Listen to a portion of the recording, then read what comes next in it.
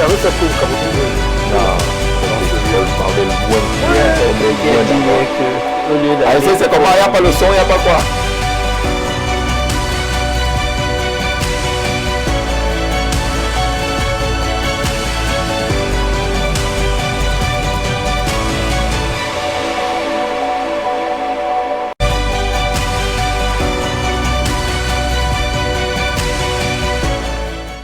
C'est le bon départ de cette édition de Le Grand Soir. Mesdames, bonsoir, messieurs, bonsoir. On a parlé de la suite de l'affaire qu'on a commencé hier. C'est le débat relatif à la représentation ou à la représentativité qui prend cours depuis quelque temps dans notre pays. Et hier, on parlait justement, on questionnait les lois au Cameroun, notamment la Constitution et le Code électoral. Est-ce que ce n'est pas à ce niveau-là que se situe le problème, celui de la représentation des communautés au niveau des instances engagées dans le cadre des élections?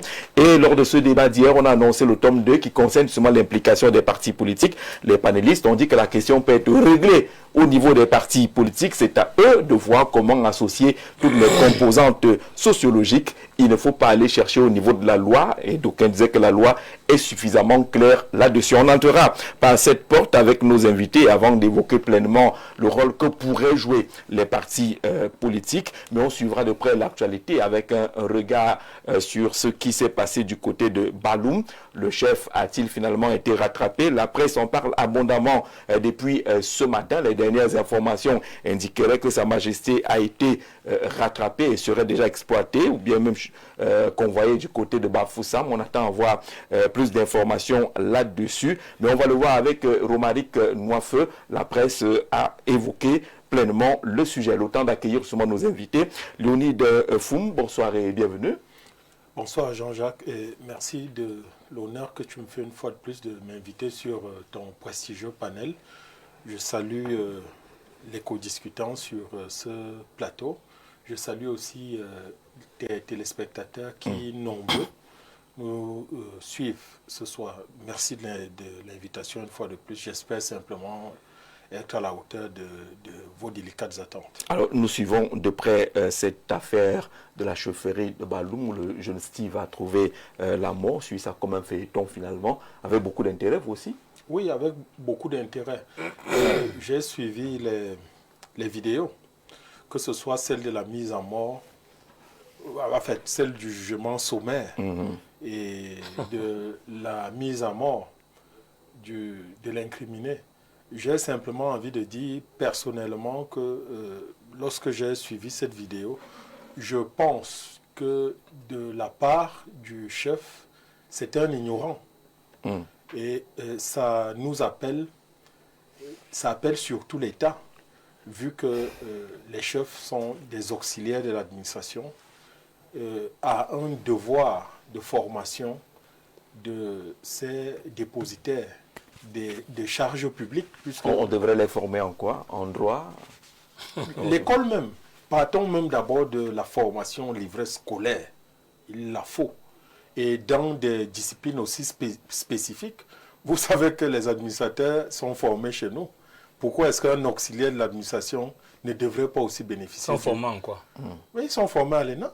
En quoi? Ils sont formés en droit. Ils sont formés en sciences politiques. Ils sont formés dans la gestion courante d'une administration. Oui, c'est pas rien. Moi, je pense que si ce chef, sur le plan intellectuel, ou même sa cour, je veux dire les notables, étaient en capacité de l'aider, il n'allait pas tomber dans ce type d'erreur-là, puisque par principe de subsidiarité, lorsque vous n'êtes pas compétent, et c'était manifestement le cas, de parler d'une telle affaire, mais vous remettez à l'autorité compétente. Aussi simple que ça. C'est une affaire qui ne relève pas du tribunal coutumier. Non, mais du tout. C'est une affaire pénale. Et le tribunal coutumier n'est pas outillé pour pouvoir juger d'une telle affaire. Surtout à prononcer une sentence aussi lourde. Aussi lourde. Une mise à mort, voilà. Pratiquement donc, telle qu'on l'a vu. Moi, je crois que notre État devrait aussi... Parce que vous savez, j'ai vu aussi là-bas dans la région de l'Ouest où un jeune homme d'à peine 13 ans, on le place déjà sur un trône. Ce sont nos traditions. Oui, ce sont nos traditions, mais entourons-nous d'un minimum quand même. C'est une charge publique. Hein. C'est une charge publique. On ne gère pas les hommes à l'emporte-pièce et à l'instinct. Non, les hommes ne se gèrent pas comme ça. Cette affaire est très sérieuse pour que... Bon, mais disons que moi j'ai eu beaucoup de peine pour la famille et déjà pour les disparus. Et je veux présenter mes condoléances à cette famille-là. Le chef sera bien sûr pris, comme vous étiez en train de l'indiquer tout à l'heure, mais il faut aller au-delà de tout ce qu'on a vu au niveau de Baloum et questionner l'environnement qui a entouré ce drame pour que cela ne se répète plus en réalité. D'accord, merci Léonide Fou, merci d'être là. Nous accueillons Sylvestre Lebel Niek, monsieur le secrétaire général, bonsoir et bienvenue. Jean-Jacques, bonsoir. Nous suivons de près l'affaire Baloum. Le centre d'intérêt, c'est quoi aujourd'hui? Le jeune Steve a trouvé la mort, le chef a un peu bifurqué, je pense qu'il est en train d'être rattrapé si on s'en tient aux dernières nouvelles. Quelle est la lecture et qu'est-ce qu'on retient de cette affaire, qui n'est pas encore close en fait? Jean-Jacques, quelquefois je me demande comment vous faites pour arriver à ce niveau d'intelligence. Parce qu'en fait, ce dont on parle là, a un lien avec la représentation. Vous allez comprendre tout à l'heure quel est le lien. Ça se pose comme problème parce qu'aujourd'hui, il y a les réseaux sociaux. Oui. Habituellement, c'est comme ça que ça se passe. Si nos frères de l'Ouest sont obligés d'aller conquérir d'une façon ou d'une autre ailleurs à cause des chefs, on ne le dit pas assez. Ils sont propriétaires de tout, y compris des vies des hommes.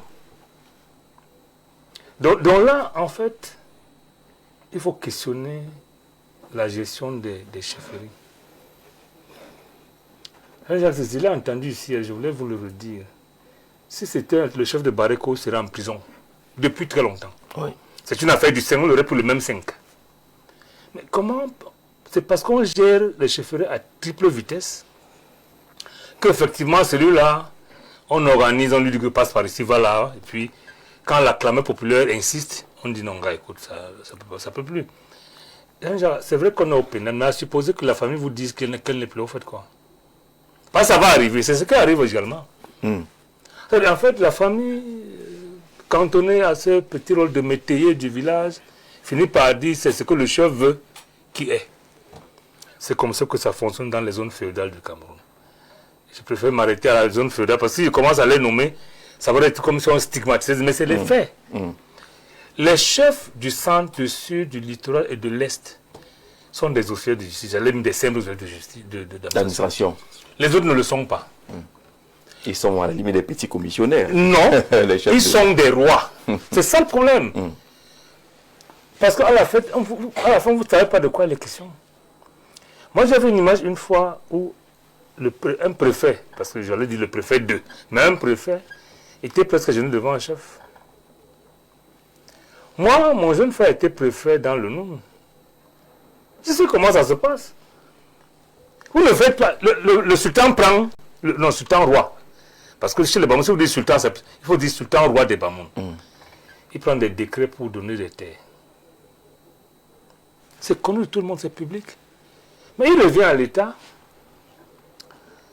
de mettre chacun à sa place. Si les chefs sont les chefs traditionnels, ils sont suffisamment bien formés pour faire leur travail. Contrairement à ce que mon frère Léoné dit, non.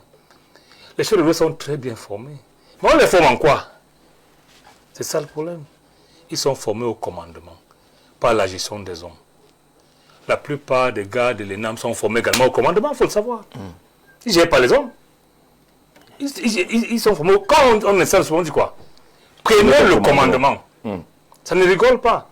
Le chef à l'Ouest et au Grand Nord est formé pour le commandement. Et le commandement ne se partage pas. Donc, aujourd'hui que le problème se pose, parce qu'on a filmé et tout, on a l'impression que c'est nouveau. Ce n'est pas nouveau du tout.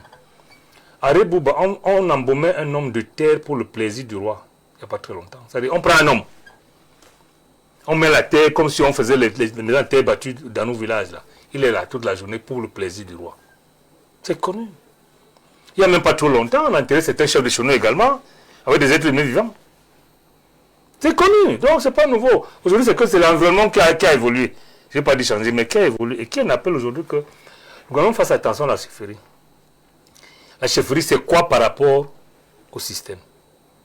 C'est quoi la chefferie? Est-ce que la chefferie sert à être élu? Auquel cas on le ménage. Est-ce que la chefferie est un agent d'administration? Est-ce que la chefferie traditionnelle gère vraiment les affaires publiques? C'est autant de choses. Hein? Tant qu'on n'aura pas géré ça, je dis, ce qui est arrivé là, c'est rien par rapport à ce qu'il y a eu avant. Hein?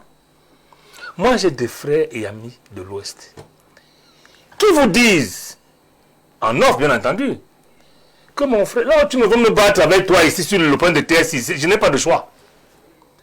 Mon cadavre est plus important chez moi que mon corps, que ma vie. C'est-à-dire que lorsqu'on ramène le cadavre, on finit par l'enterrer.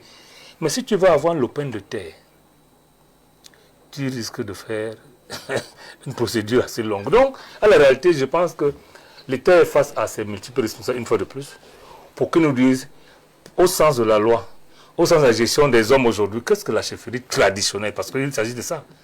Est-ce que c'est la même chose à Yaoundé, à Bafoussam, à Douala, à Bétoua, à Ngaoundéré, à Rebouba? Est-ce que c'est la même chose? Si c'est la même chose, là, le problème ne se pose plus. On dit, bon, le chef a posé un acte criminel. Mais ce n'est pas le cas. Parce qu'il peut arriver, Jean-Jacques, on entend le chef qu'on trouve des moyens. Vous savez, le chef de Balcon a tiré sur nos noms. Ce n'est pas la première fois, donc ce n'est pas nouveau. Donc, moi, je souhaite quand même que, puisque le thème, c'est que est-ce que les politiques prennent la solution? Les partis politiques devraient avoir, peut-être pas la solution, mais ils devraient adresser le problème de manière que le gouvernement s'en saisisse pour trouver... D'accord, la solution. Full Godfrey, bonsoir et bienvenue. Bonsoir, M. Jean-Jacques et bonsoir aux co-panélistes.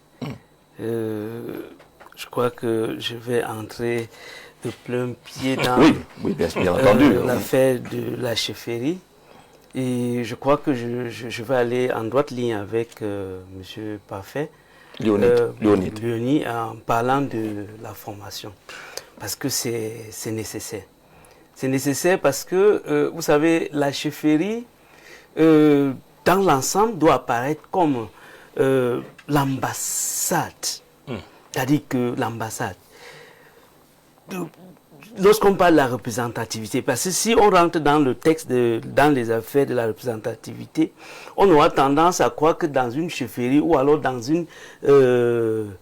un village, on ne doit avoir que les gens de ce village-là. Il doit avoir des gens d'autres villages.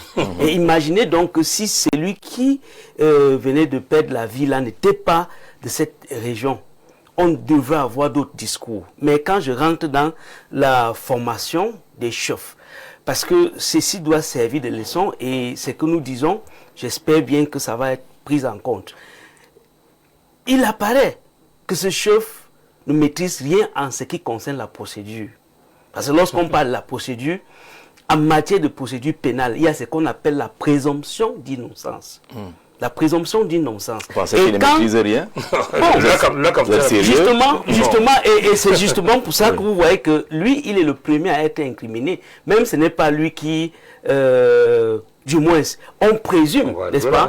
On présume que ce soit lui. Parce que quand un sujet, dans les chefferies traditionnelles, on parle des sujets.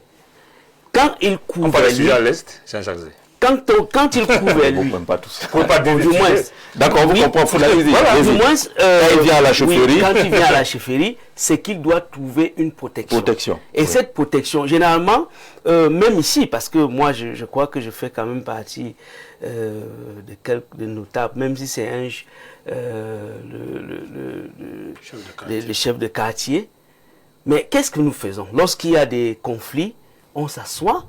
Si on n'arrive pas à arranger à l'amiable, on établit notre rapport qui est cheminé, par exemple, à la gendarmerie. Vous entendez le chef de quartier qui est cheminé à la gendarmerie? Non, je dis, c'est un auxiliaire d'administration. Bon, maintenant, un chef de quartier. Je m'excuse, monsieur le maire, je crois que vous n'êtes pas... C'est un vrai débat. Je vais vous me laisser dérouler. Allez-y. Donc, en principe, en présence du chef, il devrait d'abord savoir que ce garçon est présumé innocent jusqu'à ce que sa preuve de culpabilité soit établie par les juridictions. Et il doit le protéger que de le laisser. Parce que déjà la population qui l'amène parce qu'ils sont fâchés et les laisser encore entre leurs mains.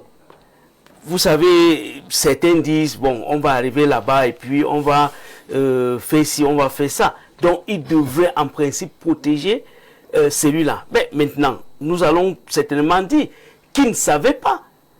Il ne savait pas que il avait le droit de protéger la vie de ce citoyen jusqu'à ce que les autorités judiciaires, parce que la gendarmerie et autres, ce sont eux qui constituent la police judiciaire. Ils devaient remettre entre leurs mains, quitte à ce qu'on retrouve qui est-ce que celui-là est responsable ou pas.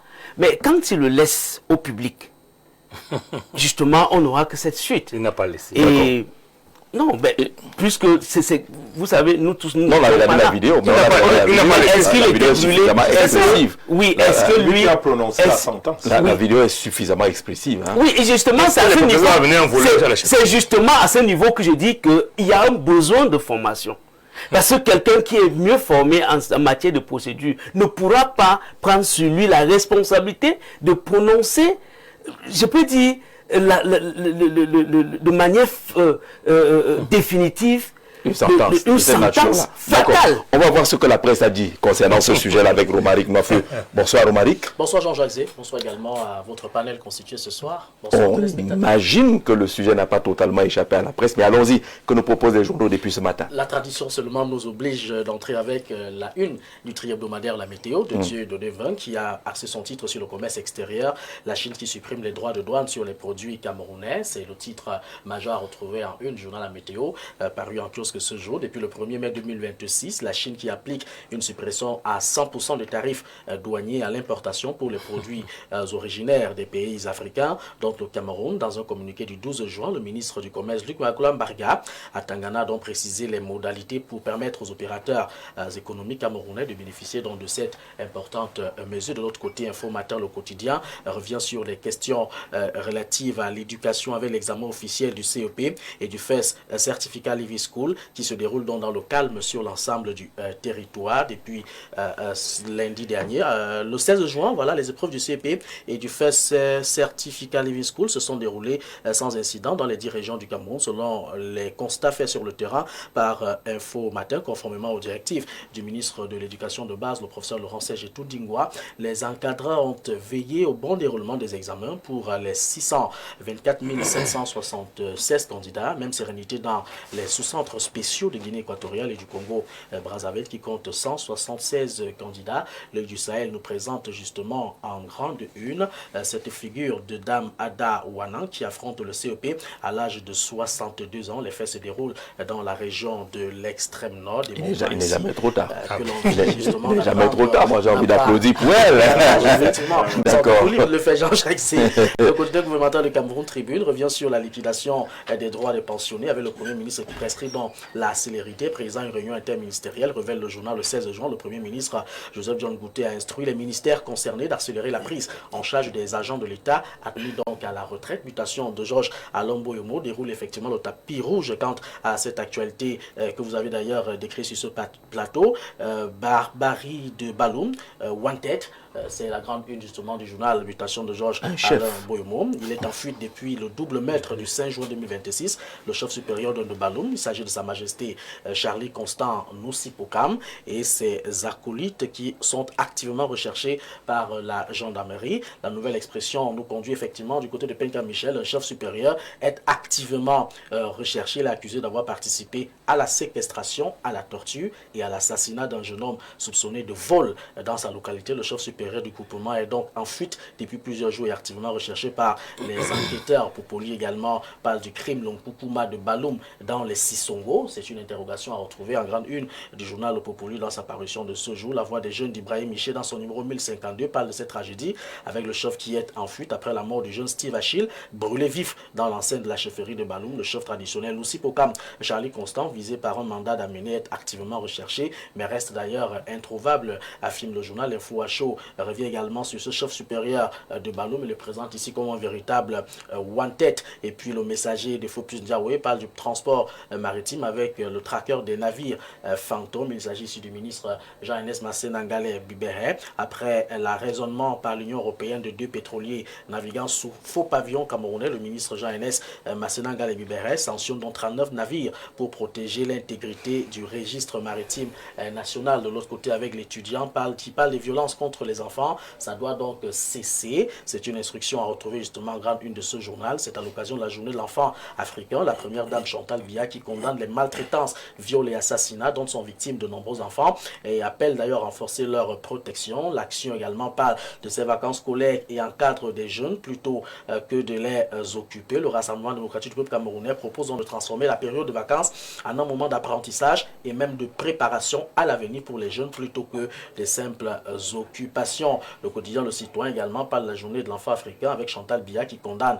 les violences. La première dame exprime son indignation face aux violences subies par les enfants, réaffirme son engagement pour leur protection et appelle à une mobilisation accrue pour, n'est-ce pas, garantir leurs droits et leur bien-être. Radar Info revient avec cette actualité, mais cette fois-ci au cœur de la Commission des droits de l'homme du Cameroun qui a organisé au Mont Fébé à Yaoundé une célébration sur le thème de l'accès à l'eau, l'assainissement et l'hygiène. L'événement a réuni diplomates, sénateurs et artistes pour redonner justement la parole à ces enfants. La lanterne parle justement de l'eau et l'hygiène au cœur de l'engagement pour les enfants du côté de l'Olodov. À l'occasion de la célébration de cette journée consacrée à l'enfant africain, l'Olodov a organisé donc une cérémonie qui était axée sur le droit des enfants à l'eau, à l'assainissement et surtout à l'hygiène. L'événement a été présidé par la conseillère municipale Madame Guélé Lucie Marie et le chef du centre social Bouedila Simon Lemuel. Ils ont d'ailleurs mis l'accent sur la protection et surtout sur le bien-être des plus jeunes. La riposte effectivement revient sur la Camboite qui harcelait ses chantiers pour mieux desservir les populations en eau potable. C'est donc relativement à ces multiples travaux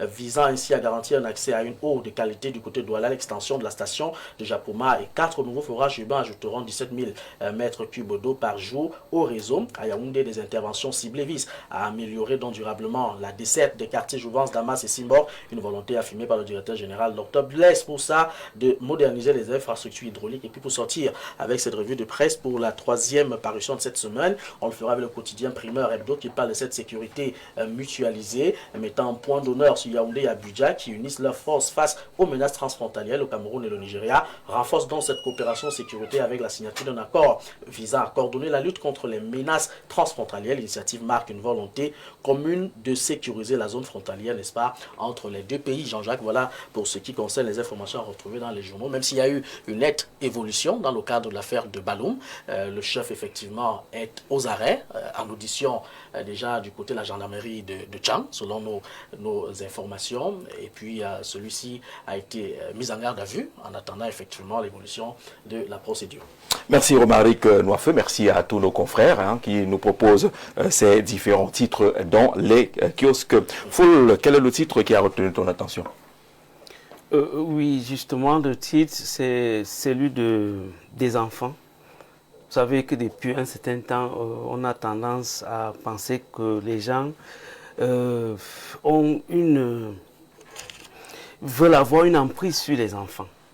Soit ils sont violés, soit ils sont maltraités. Et vous voyez le journal L'Action qui, n'est-ce pas, intervient pour dire que ces enfants doivent être formés.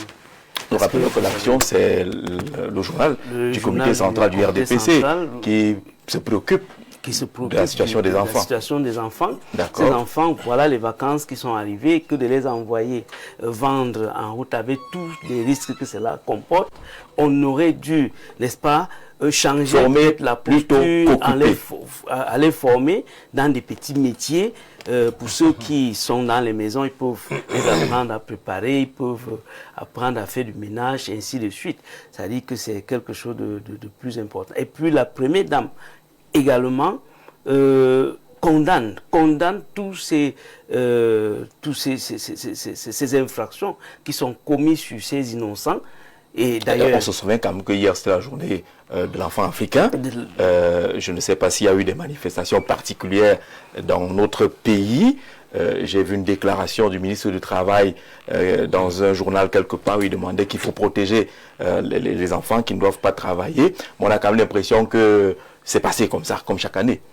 Non, déjà, bon, nous parlons du Cameroun et si vous voyez que les hautes autorités ainsi que les journaux en parlent, ça veut donc dire que on regarde d'abord ce qui nous concerne. Ça veut dire qu'au Cameroun, on a quand même une idée de ce que doit devenir nos enfants parce que, comme on l'a toujours dit, lorsque vous voulez détruire un pays, il faut commencer par détruire les enfants qui sont comme les rejetons. Il faut les former au lieu de les occuper. Vraiment, expliquez-nous un peu plus clairement cette affaire que propose la vision du RDPC, parce que l'action c'est le RDPC.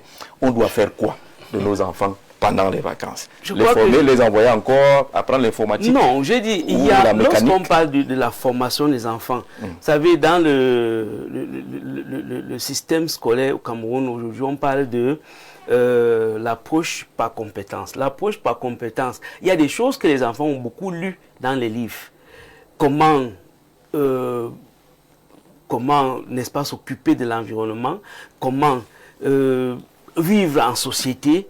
C'est autant de choses. C'est-à-dire qu'organiser, il y a des camps de vacances. Et pendant ces camps de vacances, il y a quand même des petits métiers qui, n'est-ce pas, n'éloignent pas trop l'enfant de ce qu'il a appris à l'école, mais le forment de manière pratique sur ce qu'il a appris à l'école. On parle de la géographie aujourd'hui. Si, disons, si on prend le cas des cultures, comme dit à l'enfant, bon, si tu plantes par exemple, on l'apprend par exemple à faire la sémence du cacao. On n'intègre pas ça directement dans les programmes scolaires, il faut attendre les vacances. Non, mais c'est dans les modules en ce qui concerne les programmes scolaires. Mais juste que l'enfant apprend sans faire de la pratique. Mais si on passe, n'est-ce pas, de la théorie à la pratique, c'est encore une autre façon de former, mais former cette fois-ci de manière pratique.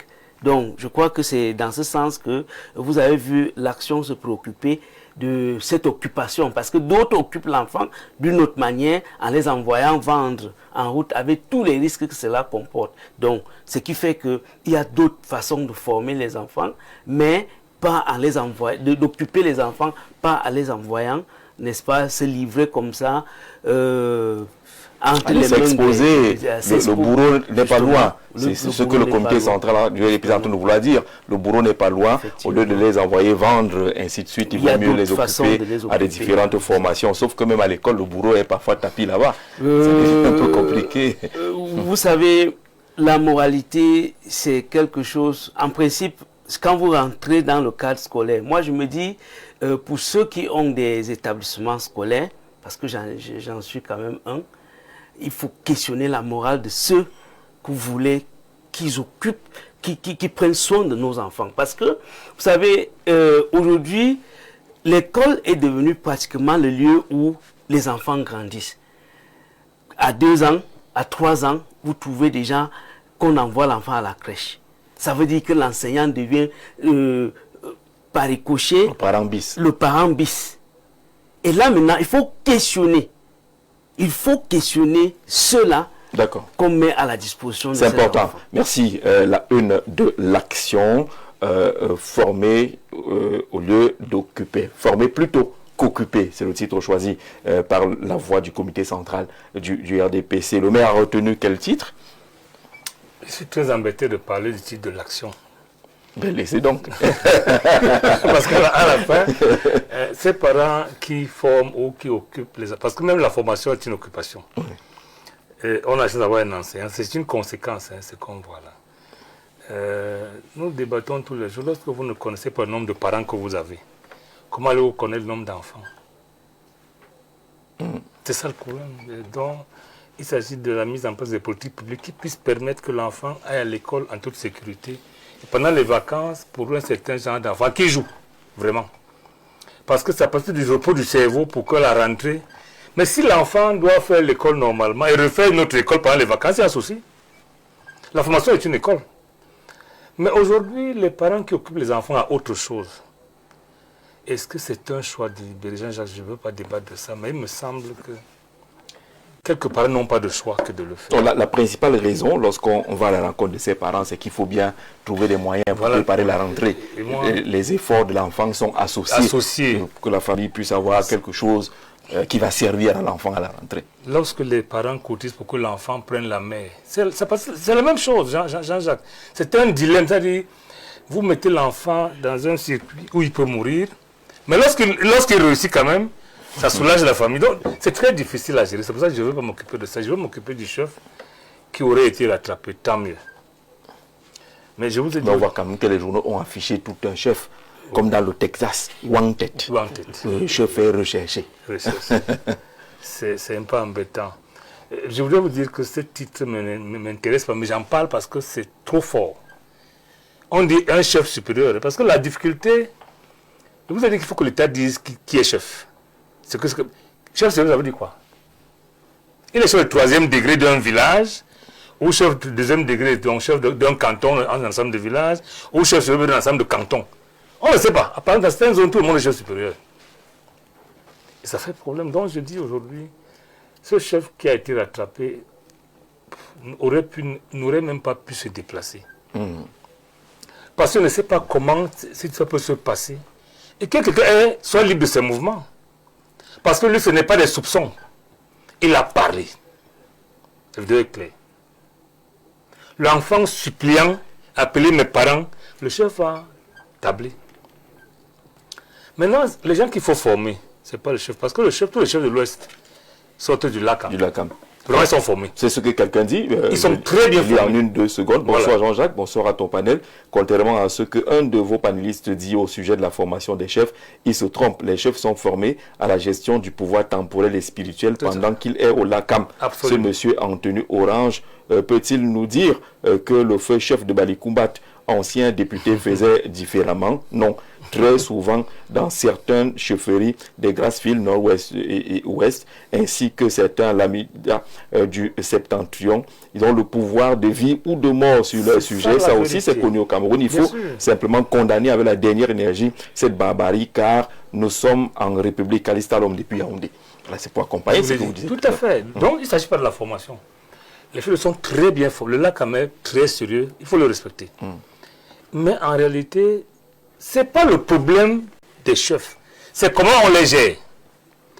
Jean-Jacques, un chef peut être convoqué par un sous-préfet à l'Ouest? C'est très difficile.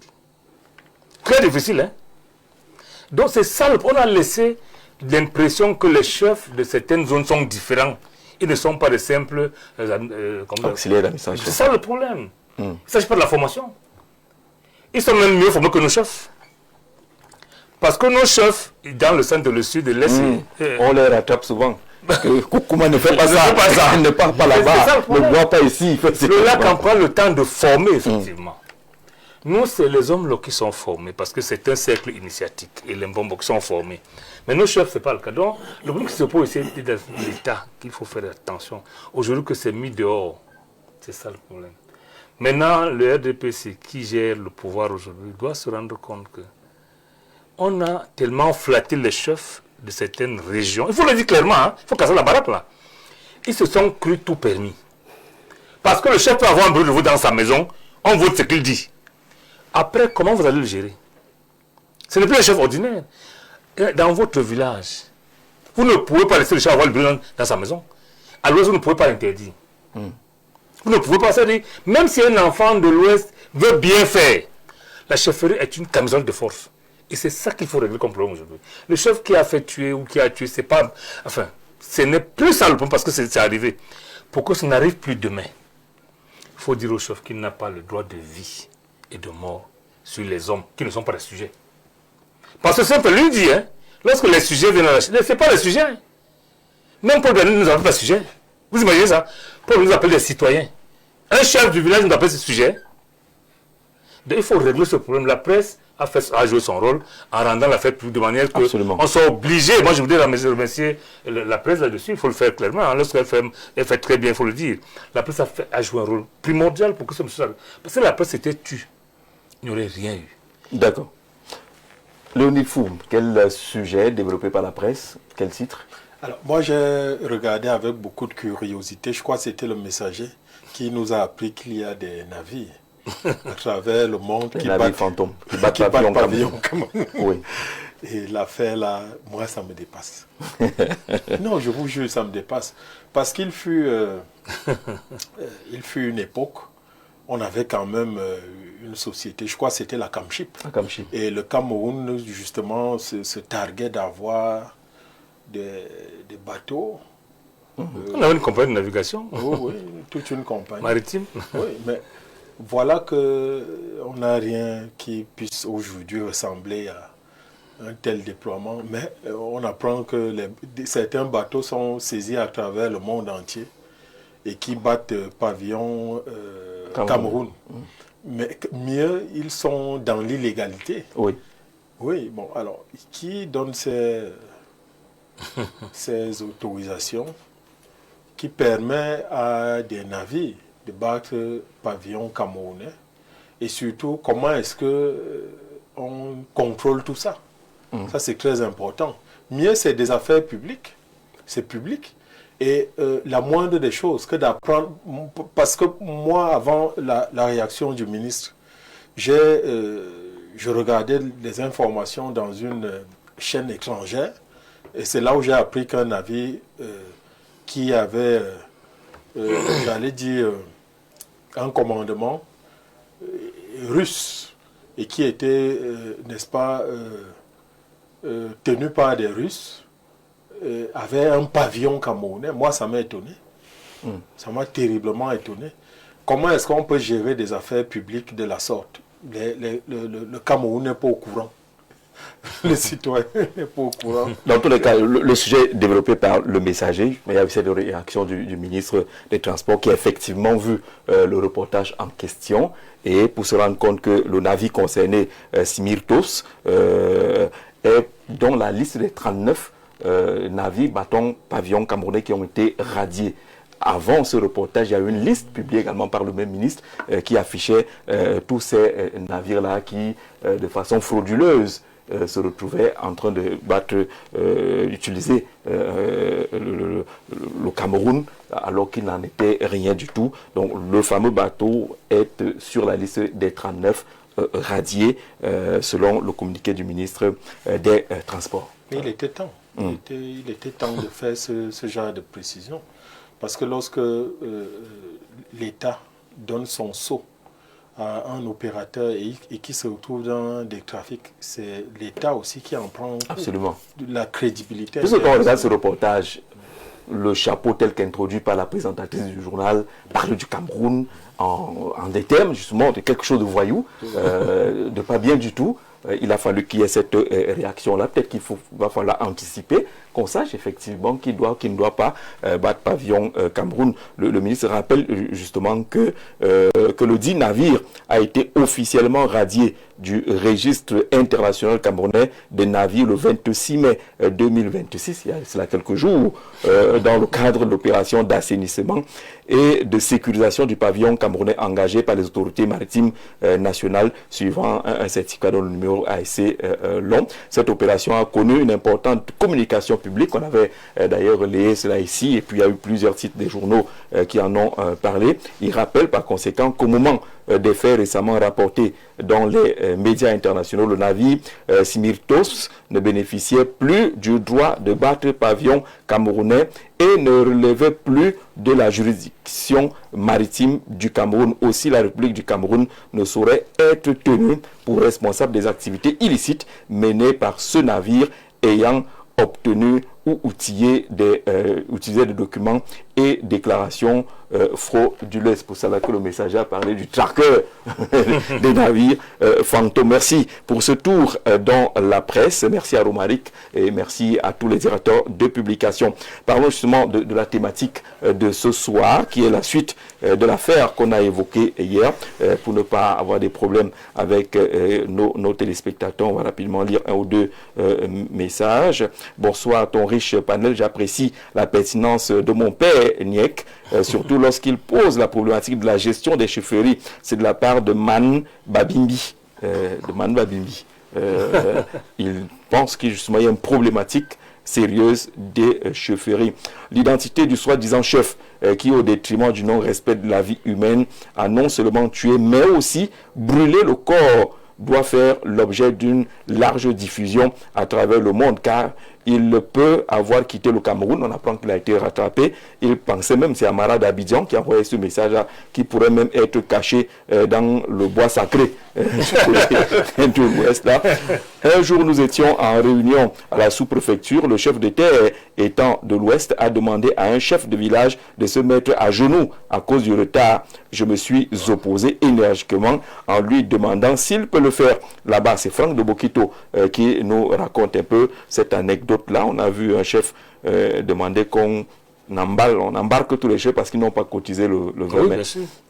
Bonsoir à ton panel, contrairement à ceux que on a lu ce message qui dit qu'il y a effectivement une formation, mais laquelle dans le LACAM, par laquelle ces chefs passent forcément.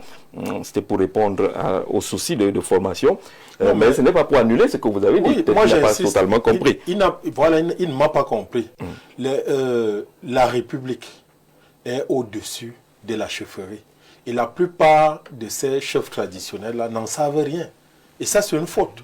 C'est la raison pour laquelle je dis qu'il faut les former. Et s'il n'y a pas une école spécialisée, on peut tout au moins, à travers un test, savoir s'ils savent ce que c'est que la République et où est-ce que leur pouvoir s'arrête. Parce que, dites-vous aussi bien que les textes qui encadrent la chefferie traditionnelle au Cameroun sont suffisamment clairs pour indiquer les limites. Si un chef ne connaît pas la limite de son pouvoir, c'est qu'il il est ignorant. Il est ignorant. Ou bien il n'est pas en capacité de pouvoir comprendre ces choses-là. Et il n'a pas lieu d'être chef. Il y a des chefs qui se comportent comme des monarques. Oui, D'ailleurs, on les appelle ainsi. Ils sont des monarques. On les appelle ainsi. Oui, bon. Qui décident du droit de vie ou de C'est un mort. de formation.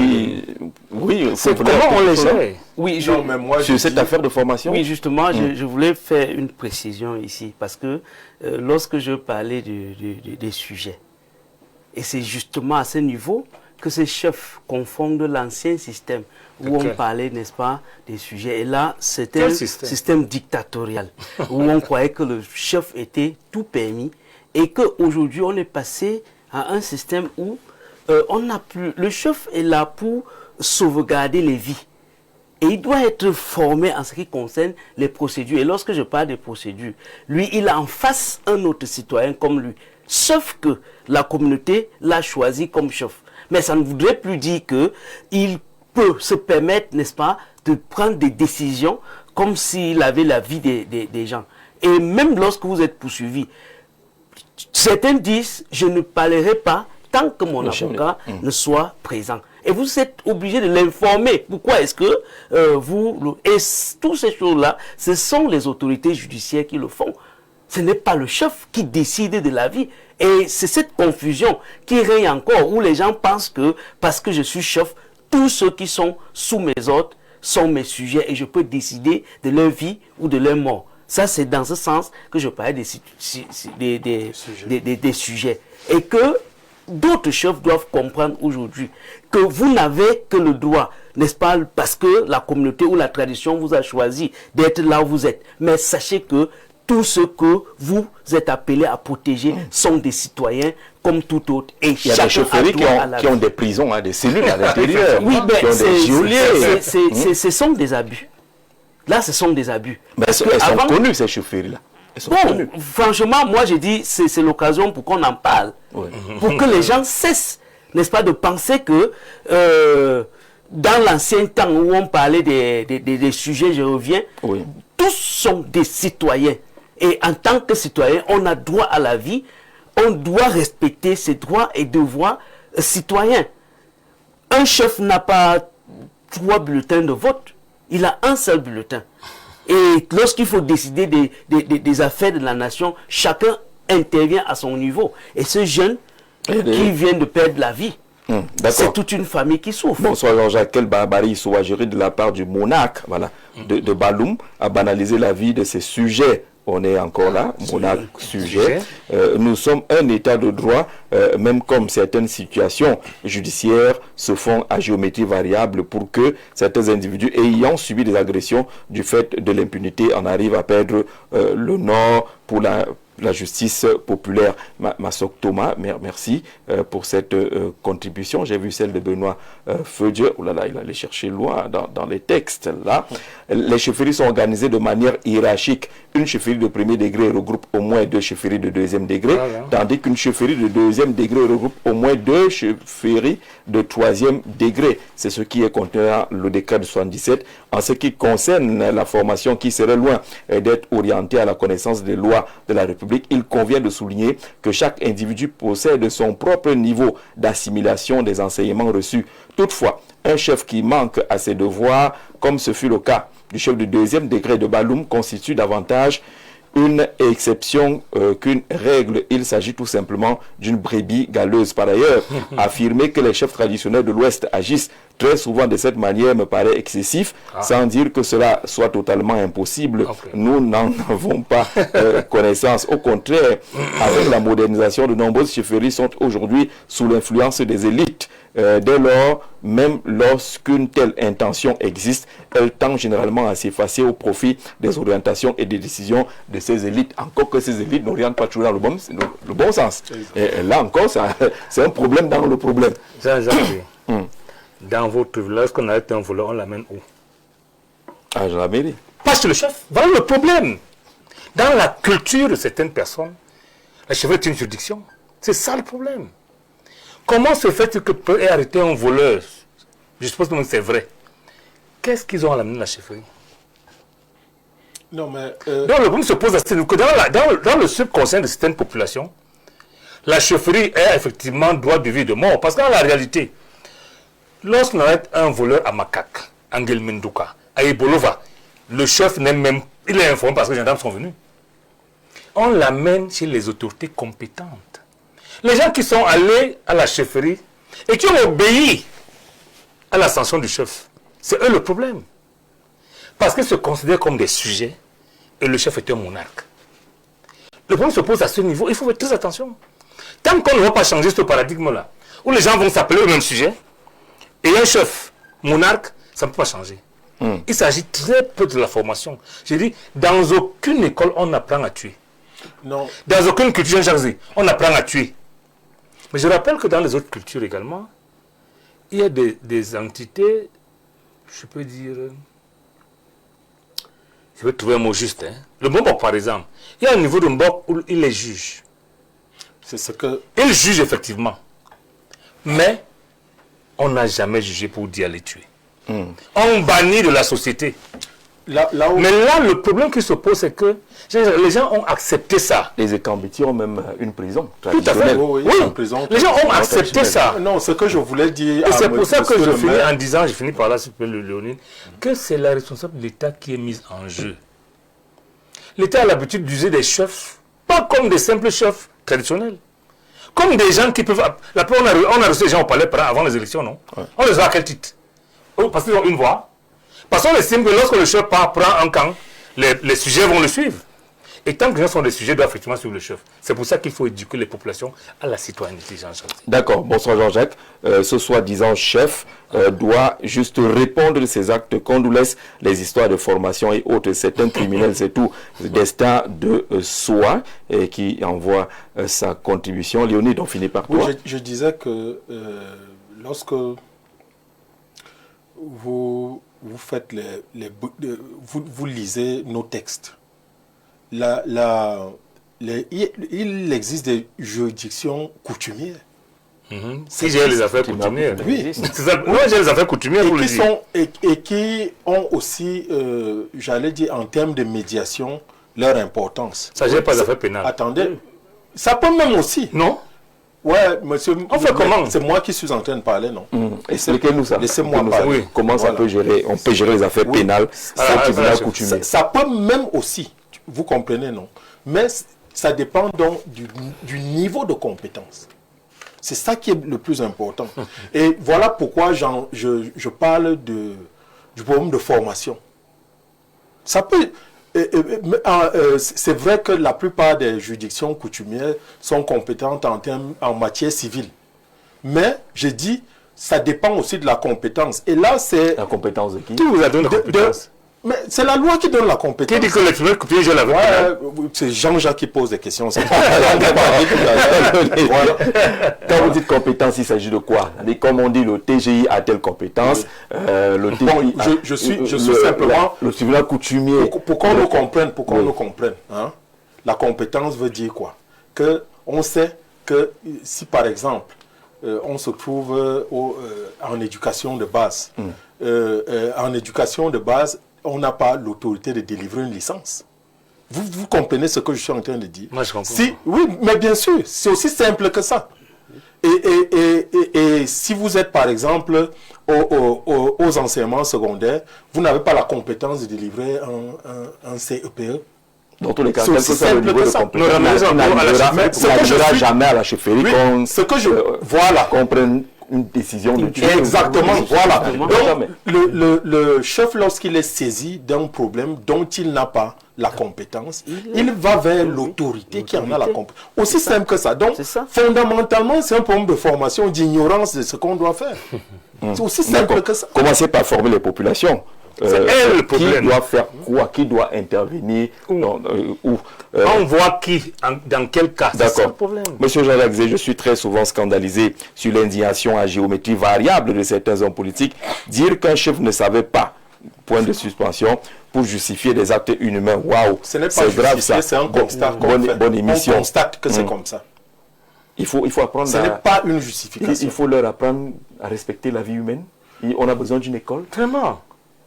Justement, le chef a son fils, a dit que il a des son fer de lance. Il a des enfants. Jean-Jacques, faire tuer son fer de lance. Jean-Jacques, on a besoin d'une culture, on a besoin, puisque ça ne vient pas. Vous savez, en philosophie, on oppose comment on dit ça, la barbarie à la civilisation. Vous comprenez? Quand vous n'êtes pas allé vous civiliser à travers un processus d'éducation, vous êtes primaire, vous êtes primitif. Voilà quelqu'un qui, justement, parce qu'il est primitif, et ce n'est pas une injure que je fais à ces gens, mais je dis, moi j'ai vu dans nos médias, on prend un jeune homme d'à peine 13 ans. Qui est encadré. Il est à mon arc. Mais il est encadré. Mais celui-là, celui qui a parlé là, hein, avec ces notables, vous le voyez comme quelqu'un d'encadré, vous voyez ces notables comme des gars qui réfléchissent. Parce que la responsabilité même de ces notables aussi engagés. Absolument. Oui, elle est engagée. 5 d'entre eux avaient déjà été arrêtés avant le chef. Tous ceux qui étaient dans la cour en ce moment-là, qui ont autorisé, qui ont exécuté. Alors moi j'ai beaucoup d'admiration pour l'actuel sultan des Bamoun, comme celui qui était avant, qui allait à bonne école. Il sait à peu près quoi faire. Tout comme on n'entrera pas dans les détails. On n'entrera pas dans les détails parce que si on ouvre la ligne là tout à l'heure, on va apprendre également mille et une choses. Dans tous les cas, la vie humaine, elle est sacrée, qu'on soit chef ou pas. On n'a pas le droit d'ôter la vie. Quoique c'est dit dans nos cultures, tout le monde, même dans nos croyances religieuses, on suivra toujours de près cette affaire. Et monsieur le maire l'a dit tout à l'heure, il y a quand même eu cette levée de bouclier auprès de la presse. Oui. Dans les réseaux sociaux, sinon cette affaire serait passée inaperçue. Comme d'autres avant. Parce qu'elle date quand même du 5, c'est autour du 15 qu'elle fait bruit. Donc voilà, on suivra cela. Parlons de notre sujet d'actualité, la question sur la représentation, la représentativité. La loi indique justement l'article 151, alinéa 3 du code électoral, la composition de la liste qui doit prendre en compte les composantes sociologiques et le genre. Est-ce que le débat qu'on a aujourd'hui vient de cette loi qui ferme et qui ouvre en même temps? Full. Cette loi qui ferme et qui ouvre en même temps, je pense que moi je parle au nom du RDPC. Allez-y. Parce que je sais que j'ai parcouru les textes. Et en ce qui concerne la représentativité, il y a quand même des conditions, comme on peut les appeler, les prérequis pour être sélectionné comme candidat à une élection locale. Où, le premier critère, c'est être militant convaincu et discipliné. Il faut être une personne intègre et loyale au parti. Il faut être un militant ayant une bonne assise locale. Dans le RDPC. On n'a pas un problème avec vos textes dans le RDPC. On va entrer dans la Oui. partie des partis politiques Oui. tout à l'heure. On est d'abord sur les dispositions de la loi avant d'aller dans les critères de sélection au sein du RDPC. Cette loi qui dit que la composition de liste doit prendre en compte les composantes sociologiques. Qu'est-ce qu'on met Et le genre. Et le genre. Qu'est-ce qu'on met dans composition sociologique? Non, dans la composition sociologique, en principe, on pouvait avoir un sous-entendu que ceux, n'est-ce pas, qui habitent, ou alors les autochtones.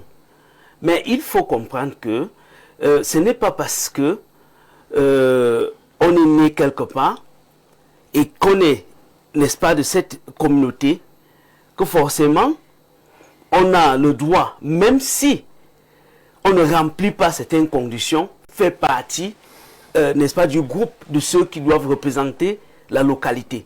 Et déjà qu'au Cameroun, on n'a pas besoin d'être originaire de quelque part pour forcément représenter cette localité. C'est ce que vous pensez ou bien c'est ce que la loi dit? Mais c'est l'interprétation que vous faites de la loi? C'est l'interprétation que je fais de la loi. Parce que quand la loi ouvre, ça veut dire le Camerounais est Camerounais partout où il se trouve sur le territoire camerounais. Je suis né au centre, j'ai grandi au centre, j'ai un impact sur la localité là où je vis. Ça veut donc dire que je peux mieux représenter ceux qui... mieux. C'est grave. Allez-y, jusqu'au bout. On a juste Parce que souligné le mieux. il faut comprendre qu'il y a ce qu'on appelle... l'impact du mieux. Oui, mais en principe, on n'envoie pas les gens représenter juste pour représenter. Parce que la représentativité, ça veut donc dire que vous portez le poids d'une population. Et lorsque vous portez le poids d'une population, ça veut dire que vous vous imprégnez des difficultés que ceux-là peuvent subir.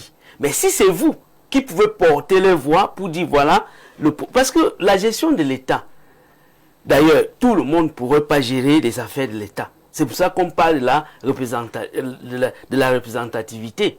Sinon, d'ailleurs, prenons par exemple dans nos lycées, quand nous étions au lycée tous, n'est-ce pas?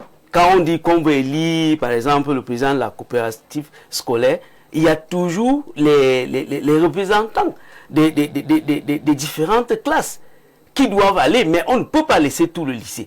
Mais si la personne-là ne porte pas la voix des autres, ça devient donc difficile. Mais s'il faut s'en tenir que tel doit forcément être originaire de tel ou de tel pour représenter, on va se retrouver au système médiocre, où on le fait simplement parce que on veut plaire à une communauté. Et là, on veut plaire à une communauté.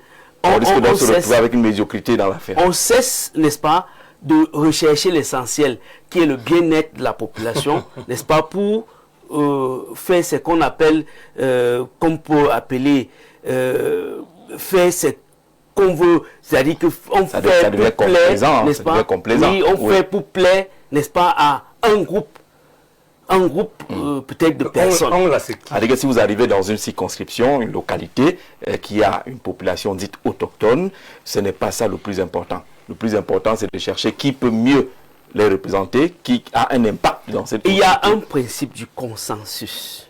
Ça veut dire que la localité, lorsqu'elle accepte, parce que on a vu des gens qui ont, n'est-ce pas, des représentants, que ce soit à l'Assemblée nationale ou au niveau des mairies, qui font leur travail sans bruit et que la population accepte ce qu'ils font.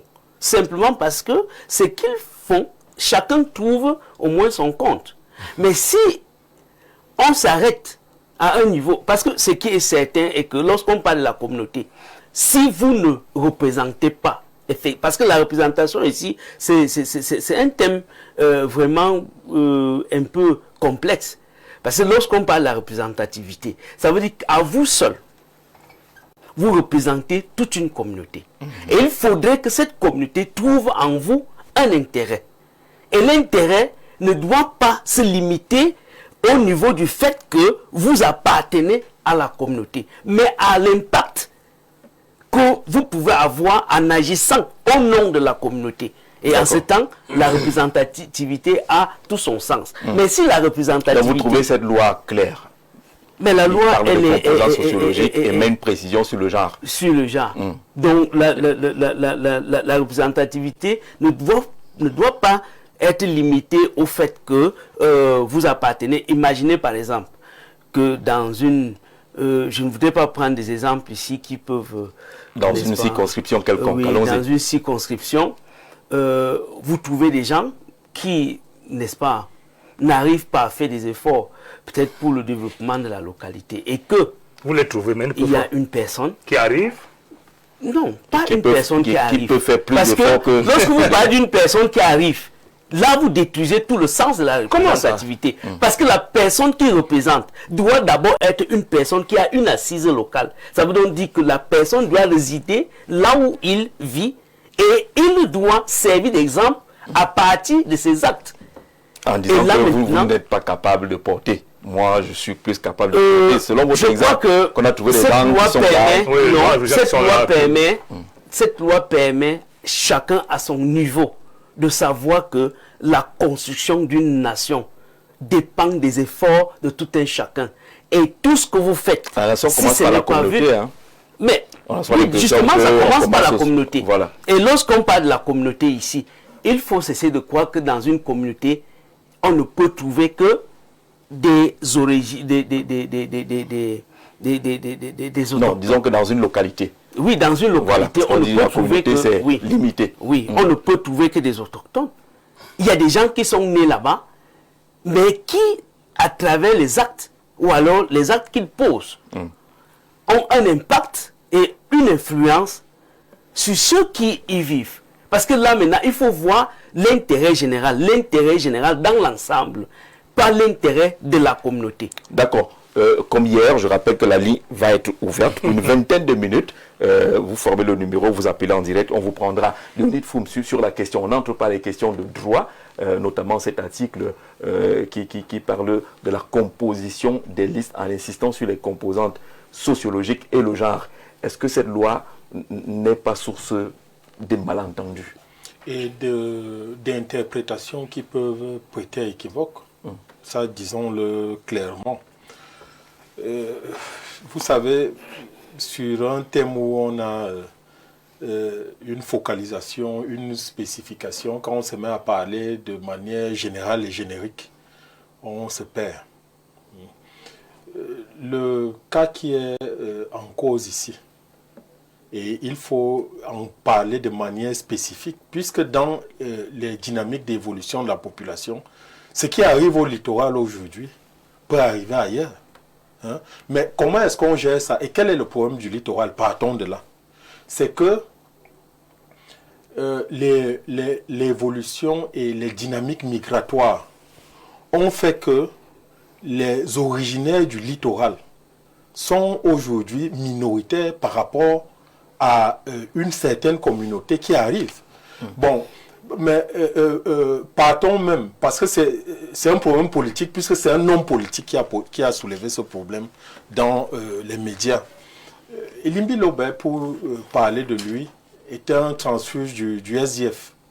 Et sorti du SDF, certaines populations se sont mises à se moquer de lui, que tu ne seras plus jamais élu. Mais le risque de ramener le débat à Elimbi Lobé, c'est celui qu'on veut éviter, de ramener le débat. Parlons des Ce questions débat s'est posé de depuis droit. 96, de loi. Voilà. dans la Constitution. Allô? Oui, monsieur. Bonjour. Ouais, je viens de venir en direct là, sur l'émission. Vous êtes déjà en direct. Oui, vous êtes déjà en direct. Comment vous appelez? On m'appelle Louis Victor. Louis Victor, allons-y très rapidement. Pardon? Allons-y, on vous écoute. Oui, Louis Victor, vous êtes déjà en direct. Allez-y. Ah, Louis Victor, il va utiliser le retour de la télévision, utiliser le retour directement du téléphone. Oui, sortons de là. Moi, quelle est ma démarche? Parce qu'il faut la comprendre. Je veux partir du particulier au général. Je pars du particulier au général. Or, lui, il est parti du général pour traiter un problème particulier. Posons d'abord le problème particulier tel qu'il se pose. C'est vrai que les lois ont traité de ce problème, mais qu'il revienne aujourd'hui sur la table veut dire que la solution qu'on a essayé de donner n'est pas optimale. Mais les lois sont appelées à être dynamiques aussi. Oui, effectivement, nous sommes d'accord. Nous sommes d'accord. Alors, ce qui se passe dans le littoral, c'est que les dynamiques en termes d'évolution de la population font qu'il y a déjà eu un renversement. Les allogènes sont plus nombreux que les autochtones. La question est là. Oui. N'oubliez pas la question, comment parler de nombreux et de pas nombreux quand on n'a aucun chiffre précis de la population. Non. Bon, en réalité... Parce que c'est aussi ça. Hein.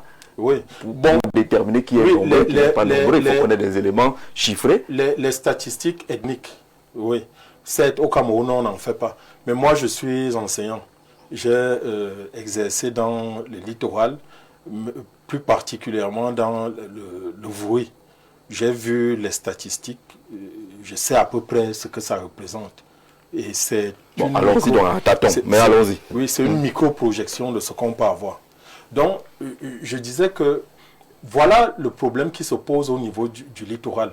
Mais je veux dire que il y a eu un débat aussi au Cameroun qui était important, à savoir le rôle de la France dans la répression des mouvements indépendantistes au Cameroun. Ce que le président Macron avait fait pour que nous ne soyons plus avant d'aller en France, qui est très loin. Kali Salom, je crois que j'ai vu le profil. Bonsoir. Bonsoir, Jean-Jacques. Bonsoir à ton panel.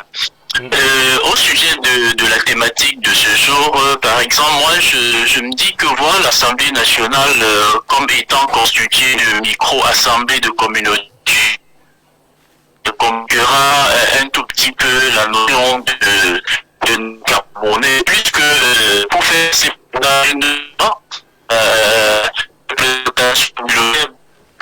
avec celle majoritairement représentée. Et ces alliances temporaires changeront en fonction des situations au sein de l'Assemblée nationale. Et la discipline du parti ne pèsera plus sur les députés, puisque les députés l'influence de leur communauté que sur leur parti politique. Donc pour moi, il faudrait qu'on fasse très attention, parce que si on voit effectivement l'Assemblée nationale comme étant juste une micro-assemblée des communautés, c'est un gros problème. D'accord. Merci pour cette contribution. Allons-y rapidement, Léonide, parce que là, ça se bouscule au téléphone. Bon, je disais que pour le cas du littoral de manière spécifique, il faut aussi que les historiens s'intéressent à cette question-là pour indiquer comment est-ce que les dynamiques de peuplement de la région du littoral jusqu'à présent se sont formées. Et puis, comme c'est un problème qui est posé sur la place politique, c'est déjà à peu près la solution que j'embrasse, mais pour mieux parler du problème en réalité. Il faut aussi pouvoir intégrer les notabilités coutumières, que ce soit du littoral ou bien, je veux dire, autochtones du littoral, et les représentants de ce peuple-là pour voir ensemble ce qu'on peut faire pour qu'il y ait, j'allais dire, pour que l'État supporte ce poids-là. Mais il faut aussi que l'État du Cameroun sache que c'est une bombe. Et que l'État vienne s'investir dans ce processus-là pour essayer de déblayer le chemin et permettre aux citoyens d'être plus sereins. Alors on est d'accord que la loi n'a pas réglé le problème. Non, la loi... Elle a abordé le problème. La loi n'a pas réglé le problème. La loi n'a pas réglé le problème. Parce que à côté de la loi, il y a des dynamiques sous-jacentes et des pôles, y compris ethniques, qui se constituent pour, n'est-ce pas, influencer ou préempter la scène publique. Et ça, il faut pouvoir en tenir compte. Les ethnies et tout, c'est des rapports de force en réalité. Et il faut en tenir compte des ethnies et tout. On va revenir sur la question. Allô, bonsoir. Oui, bonsoir. Bonsoir, monsieur. Oui, comment vous appelez? Je suis monsieur Ambar. Je me présente Pierre. Allons-y, Pierre. J'appelle depuis Yaoundé. Oui, on vous écoute. Pardon? On vous écoute. Oui. Allez-y, intervenez. Vous avez appelé pour intervenir. Allez-y, on vous écoute. Oui, je voulais juste parler sur le problème d'autochtone. Oui, vous y êtes. Allez-y, parlez.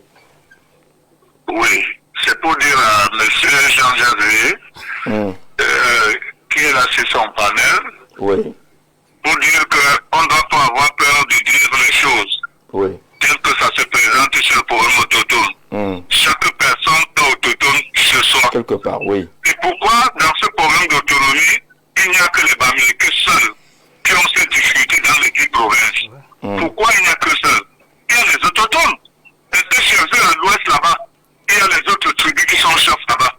Est-ce que chez eux à l'ouest là-bas, il y a les autres personnes qui occupent les grands postes dans les mairies et consorts? Donc il faut qu'on ait ça. Chaque personne est autochtone chez soi. On ne peut pas venir chez quelqu'un acheter le terrain et se dire autochtone. On est résident parce qu'on a un domicile, mais on n'est pas autochtone. Voilà ce que j'en ai apporté comme contribution. Merci. D'accord, Pierre, on respecte ton point de vue. Ça va entrer dans le débat forcément. Monsieur le maire, la loi a dit ce qu'elle a dit. Est-ce que cette loi-là ne s'est pas arrêtée alors qu'on espérait qu'elle aille plus loin, comme dans le cas des conseils régionaux, où la loi précise que le président du conseil régional est originaire de la région? Jean-Jacques, ce n'est pas une faiblesse de la loi. C'est que la dynamique s'est arrêtée par manque de courage et de vérité. Vous savez que les conseils régionaux sont plus nouveaux par rapport à l'Assemblée nationale. Oui. Vous savez, par rapport aux mairies. Je pense qu'il faut qu'on définisse les deux thèmes. La représentation n'est pas la représentativité. La représentation est un mandat qu'on vous donne. Oui. Ce n'est pas la capacité absolument à représenter qui est la représentativité. Donc, lorsqu'on mélange les deux, on ne s'entend pas. Le mandat n'a pas besoin d'être autre chose que de le porter. Vous pouvez être 5, vous désignez votre personne, parce que c'est vous qui désignez la personne qui vous représente. C'est ça le problème. Non, c'est pas ce que non, c'est pour vous n'avez pas eu votre représentativité. C'est ça le problème. Et, voilà. Le mandat, lorsque vous lisez les textes, parce que les autres lois devaient être une déclinaison de la Constitution. C'est dans la Constitution qu'on met en œuvre, qu'on parle du terme autochtonie et allogénie. Dès lors que le contenu qu'on y met, on le connaît tous. Et mon frère qui vient de parler a dit clairement que chacun de nous est autochtone de quelque part. Et là où il réside, il peut être allogène. Il faut intégrer ça.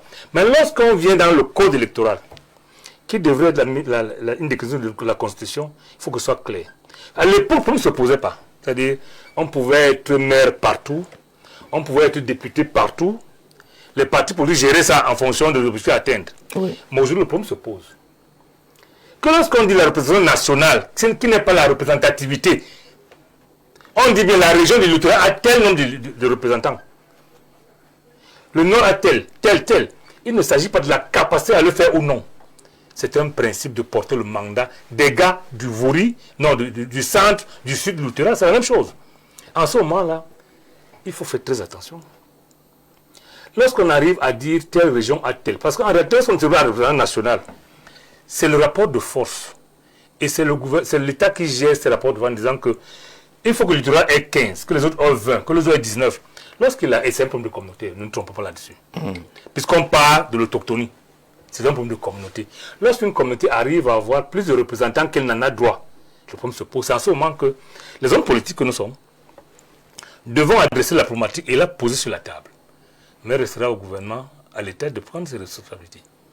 Parce que là maintenant, si rien n'est fait, il y a un mélange du nombre le nombre intervient. C'est comme ça que le Cameroun a fonctionné. Si vous vous rappelez Jean-Jacques Zé, dans une des constitutions du Cameroun, il était écrit qu'on ne changerait pas la forme de l'État. C'était un deal politique. Dès lors que ces États sont devenus plus nombreux, ils ont estimé qu'on pourrait aller au vote et changer. C'est un problème très grave. Donc moi j'estime aujourd'hui que les États doivent avoir le courage de regarder quel est le problème. Le problème qui se pose, c'est quoi? On est souvent député du centre, mais on appartient au comité de développement du littoral. Oui. C'est des faits. Oui. On est député du littoral, on monte les projets pour l'Ouest. C'est des faits. On est chef à Yaoundé, lorsque le chef meurt, on va l'enterrer, et c'est pas moi à Macaque. C'est des problèmes. Et dans cette condition, on doit avoir le courage de dire ce n'est pas ce qu'on a voulu. D'accord. On vous prend au téléphone d'abord. Allô, bonsoir. Oui, bonsoir. Oui, monsieur. Allô, Jean Atarana, on vous écoute. Oui, j'ai un petit souci là. Je prends. Oui, bonsoir, monsieur Jean-Jacques. Allez-y, on vous écoute déjà. Allez-y, monsieur Jean Atarana, on vous écoute. Allez-y. Je voulais demander à monsieur le maire. Oui. J'espère qu'on ne va pas me taxer de Bassapobi. Non. Non, allez-y, exprimez-vous. On décide qu'ils ont 2 représentants. Oui, je m'adresse surtout à M. le maire, il faudra qu'il me réponde. Il va répondre, allez-y. À Makak, on leur donne 2 députés. Maintenant, chez moi à Okola, on nous donne aussi 2 représentants. Maintenant, il a ces 2 représentants là-bas, mais il y a les Bassa. Les Bassa d'Okola disent que comme eux ils sont nombreux, ils veulent aussi être députés à Okola. La question que je pose, c'est de savoir si les gens de Makak qui sont maintenant députés à Okola, ils représentent qui? Moi, je croyais que quand tu es un député de Makak, tu représentes toutes les populations de Makak. Même si c'est quelqu'un qui habite en Gaoundéré, il est de Makak, il a déjà son représentant. Tout à fait. Maintenant, voilà les gens de Makak qui veulent encore venir prendre notre part à Okola. Ces gens-là, ils représentent donc qui? D'accord, la question est bien posée, monsieur le maire. Non, pas du tout, pas du tout. Il vous répond. Je suis heureux qu'ils soient dans cette posture. Je vous dis que la représentation, ça n'a rien à voir avec le nombre. Si on dit que Makak a 2 députés, les gens de Makak, les natifs de Makak, désignent leurs députés qui représentent tous les Makakos, même ceux qui sont au nord. Et c'est ce qu'il dit. Le danger vient lorsque les gens de Makak, devenus nombreux à Okola, du fait de la migration, estiment qu'ils vont avoir les 2 députés de Makak et avoir encore 2 députés de Okola. Et le problème, c'est ça le problème qui se pose. Et ça, les acteurs avoir le courage. Pour les conseils, on a été clair. Que ce soit 1 milliard dans une région, le président sera toujours originaire de la région, de autochtone. Il faut être clair. Je pense que l'évolution aujourd'hui nous coince. Et il faut avoir le courage de régler ce problème. Moi, j'estime, pour mon point de vue, c'est que le maire représente les populations. Les conseillers représentent... Non, le maire représente la communauté, les conseillers représentent la population. Je suis de ceux qui pensent, à l'épreuve des faits, que ceux qui ont pris des mandats dans le littoral et qui ont monté des projets pour amener chez eux hors du littoral, c'est un crime. Mais c'est un fait, parce qu'ils ne représentent pas effectivement le littoral. Ils habitent le littoral, mais représentent en réalité leur communauté. Parce que c'est le président national, il faut donc que la loi le clarifie. Qu'on n'ait pas à remettre ça dans les mains des partis politiques. Le parti politique, par essence, veut gagner les élections. Il veut gagner. C'est son objectif. Il ne gère pas les équilibres. Il veut gagner les élections. Ça, les partis peuvent adresser le problème, mais ne peuvent pas le décider. Donc moi, je dis, on ne devrait être maire que là où on est autochtone. Conseiller, c'est autre chose. Le problème d'impact qui est donné ici est une insulte par rapport aux autres. Quelqu'un vous dit, nous avons trouvé des gens et ils ne peuvent pas, ils sont pas capables de porter le... C'est une insulte très grave. C'est vrai. C'est trop, c'est qu'on entend. Et c'est ça le problème, Jean-Jacques Zé. Tant qu'on ne va pas régler ce problème, les insultes vont continuer, on ne va pas s'entendre. J'ai dit encore qu'il faut qu'on accepte qu'on représente les gens d'un coin. C'est une affaire de com. Parce que les comités ont précédé l'État. Moi, je n'ai pas envie de prendre les exemples. Parce que ça ne se pose que dans 2 ou 3 régions. C'est même ça qui doit nous servir. Comment quelqu'un peut estimer qu'à Garoua, que vous soyez les plus nombreux, c'est un gars de Garoua qui sera député. À Bafoussam, même pas un chapeau peut être député à Bafoussam. Mais pourquoi vous ne voulez pas ça chez les autres? D'accord. Maintenant, la représentativité, c'est autre chose. C'est autre chose. C'est autre chose. Oui, bonsoir. Tu peux être meilleur que nous, tu es travailleur, nous, on est paresseux. C'est autre chose. Oui, allô, bonsoir. Bonsoir. Alors, il est parti. Sur les questions d'impact, c'est vous qui avez évoqué. C'est lui, l'impact. Est-ce qu'on a bien compris?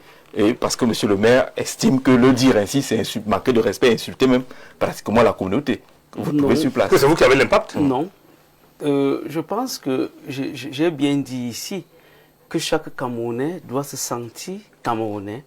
Et chaque Camerounais doit savoir que son acte contribue à la construction de la nation. Et tant que son acte ou son geste contribue à la gestion ou alors au développement de la nation, la question de représentation. Voilà. La question de représentation. Oui, on représente juste pour représenter. Allô, vous gardez la main. Allô, oui, bonsoir. Allô? Allô, bonsoir. Oui, bonsoir. Oui, bonsoir, Jean-José. Oui, bonsoir, bienvenue à l'émission. Oui, bonsoir. Vous appelez d'Algérie, c'est ça? Sanik. Non, Sénégal. Du Sénégal, d'accord. Non, merci. Cette question, vraiment, ça, c'est une très très grande question. Parce que là, votre débat là, je suis ça presque tout le temps. Oui, bien Je sûr. suis bien le débat tout le temps, tous les dimanches et tous les lundis, le grand soir. Mais c'est quelque chose qui est vraiment pertinent. Moi, je suis d'accord, non? Oui. Il y a des choses qu'on a vécues. On a beaucoup vécu des choses à Kwanon. Précisément, des ministres à Kwanon. Il y avait une femme, bon, on aime pointer du doigt une seule communauté. Ce qu'ils font, arrêtons de stigmatiser, mais les gens là, vraiment, ils ont des mentalités, on dirait qu'ils ne sont pas des Camerounais. Parce qu'ils font des choses vraiment pas bonnes. Ce qu'ils ont fait à Kwanon, il y a une dame, je ne peux pas citer son nom, qui avait loué une zone. La femme a fait un maquis. Ils l'ont laissé en tirer profit.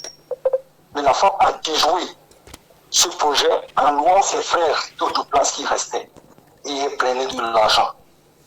Quand les natifs se sont plaints en disant que non, elle n'a pas ce droit, elle allait les porter plainte. Et comme en ce temps-là, la personne, bon, je n'ose pas citer les noms des gens. Oh, on ne citera pas les noms, mais on a compris un peu ce que vous êtes en train de vouloir exprimer. Vous êtes d'Aquanor et vous nous écoutez depuis le Sénégal. On a retenu l'essentiel de ce que vous êtes en train de vouloir exprimer derrière cette question. On finit avec la question d'impact. Oui, parce que justement, je reste sur la question de l'impact et je voudrais savoir, est-ce que la représentation, c'est juste pour représenter, Oui. ou alors la représentation doit avoir un retour. Parce que le retour, en principe, c'est ce que la population doit ressentir. Vous savez, si vous envoyez un député, le député qui représente les populations, vous attendez quel genre de retour? Qui vienne faire les routes, c'est ça? En principe. Et qui peut le faire? En principe, en principe, quand il représente la population, ou alors la communauté, ça veut dire qu'il porte en lui les problèmes de cette communauté qu'il doit adresser au niveau de l'Assemblée nationale. Si c'est un maire, il doit pouvoir, n'est-ce pas, apporter des solutions à certains problèmes qui se posent au niveau de la localité. Mais maintenant, si on reste au niveau de la représentation, là, on met de côté le principe qui est celui de la capacité. Parce que voilà le problème, vous doutez de la capacité des autres. Non. Et puis, moi je vais jusqu'à la fin, qui est celui de la capacité. Et on met également de côté le principe qui est celui de l'efficacité. Et chacun, je crois que chacun doit se battre pour atteindre ce niveau.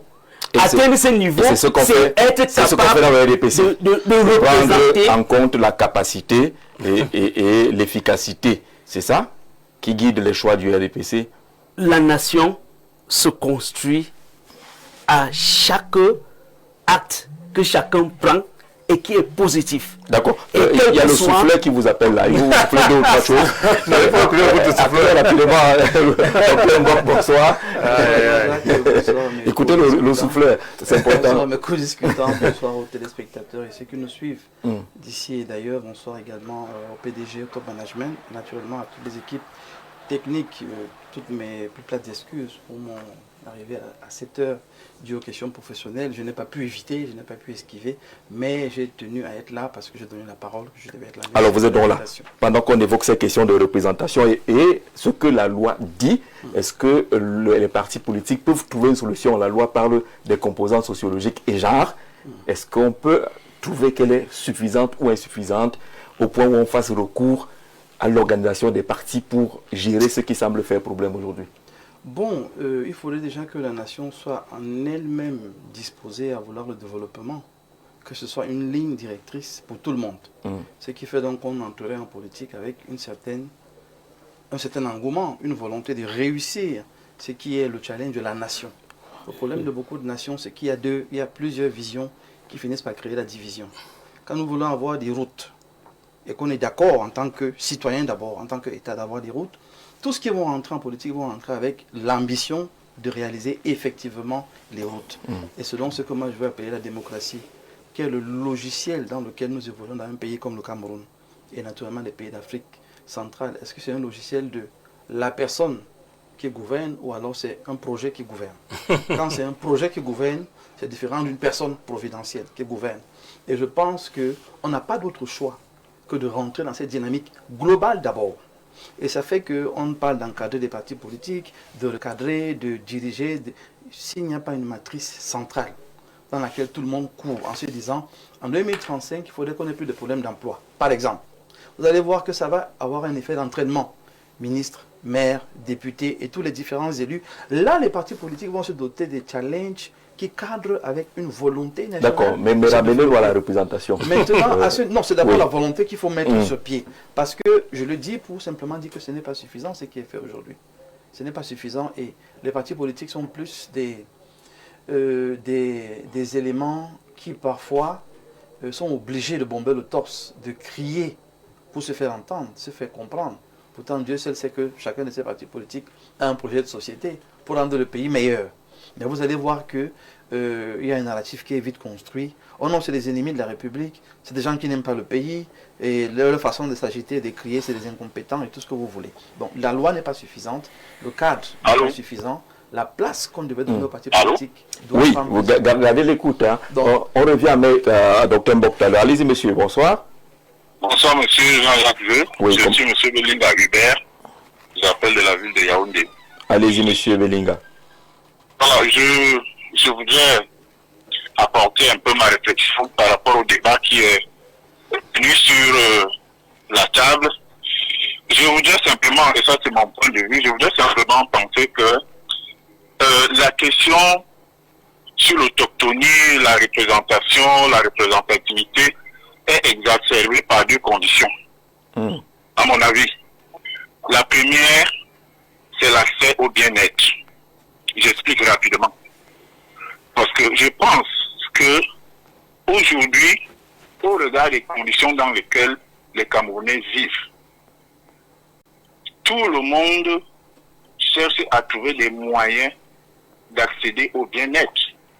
C'est-à-dire avoir accès aux soins de santé, avoir accès à de l'eau, avoir accès à de l'énergie, avoir accès à la scolarisation et tout ce dont un citoyen peut espérer sans avoir besoin d'efforts. D'accord, c'est le premier aspect. Le second?